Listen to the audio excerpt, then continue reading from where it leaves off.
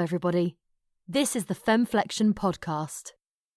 Femflection is an online personal development community for professional and dynamic women in business.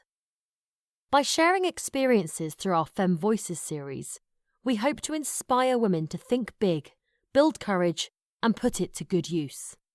Today's Fem Voice is written by Anja Uitdehaag and is called Don't Believe Everything You Think.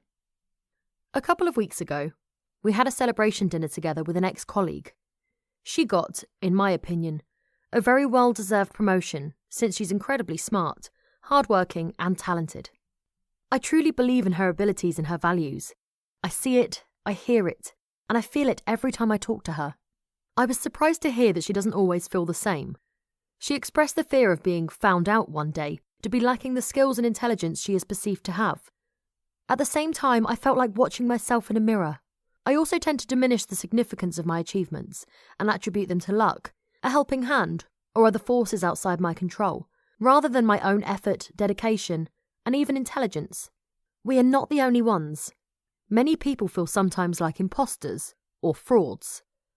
They feel that they don't deserve to be where they are in life and are not worthy of their success, no matter how many trophies, certificates, or accolades they've received. Psychologists Suzanne Imes, PhD, and Pauline Rose Clance, PhD, were the first to describe the imposter syndrome in the 1970s.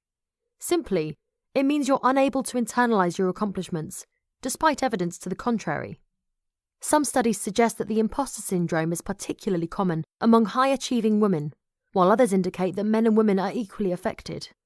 The imposter syndrome can strike anybody at any time, and it affects some of the world's most high-achieving famous women. Facebook's chief operating officer Sheryl Sandberg has said, "There are still days when I wake up feeling like a fraud, not sure I should be where I am." Dr. Margaret Chan, chief of the World Health Organization, once said, "There are an awful lot of people out there who think I'm an expert. How do these people believe all this about me? I'm so much aware of all the things I don't know." Or Nobel laureate Maya Angelou, "I have written 11 books, but each time I think, uh-oh, they're going to find out now. I've run a game on everybody, and they're going to find me out." Or Meryl Streep, "You think, why would anyone want to see me again in a movie? And I don't know how to act anyway, so why am I doing this?" The list goes on and on. It's estimated that up to 70% of the global population have suffered from imposter syndrome at some points in their life. Why do we feel like this? It seems to affect individuals the most who are at the beginning of their careers, starting a new project, working in highly competitive environments, or embarking on something new in their lives. Dr. Valerie Young said that, "The thing about imposters is that they have unsustainably high standards for everything they do. The thinking here is, if I don't know everything, then I know nothing. If it's not absolutely perfect, it's woefully deficient. If I'm not operating at the top of my game 24/7, then I'm incompetent." Researchers linked the imposter syndrome to self-esteem issues, overachievement, and unhealthy levels of perfectionism. Though feelings of low self-worth and overachievement can be traced to external sources, the pressure to be perfect often comes from within.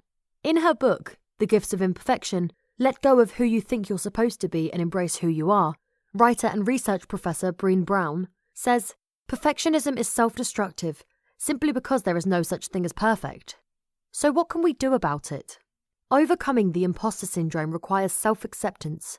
You don't have to attain perfection or mastery to be worthy of the success you've achieved. The best solution, many experts say, is for higher-ups to talk about their own insecurities much more. When people see those they respect struggling or admitting they didn't know everything when they started, it makes it easier to have realistic opinions of their own work," says the ADA initiative, which supports women in technology. Making a list of accomplishments, positive feedback, and success stories will also aid to manage imposter syndrome. Take risks and get out of your comfort zone. When you tell yourself that you fooled them again, or that you got lucky again, you're going to start avoiding taking on challenges and opportunities just in case you won't be able to pull it off like last time. Take on the tough assignment at work. Join a team that you feel is better than you are. You learn the most when you challenge yourself. Believe in yourself. Own your successes. You didn't get lucky by chance. We hope you enjoyed our podcast. In order not to miss any of them, we suggest that you subscribe to the Femflection podcast. If you've got a story and would like to share it with other Femflectors, please let us know. Femflection is all about transferring learnings to help others, be they big or subtle. Feel free to leave us a review on iTunes or let us know your comments via femflexion.com or our page on Facebook. We wish you a wonderful day.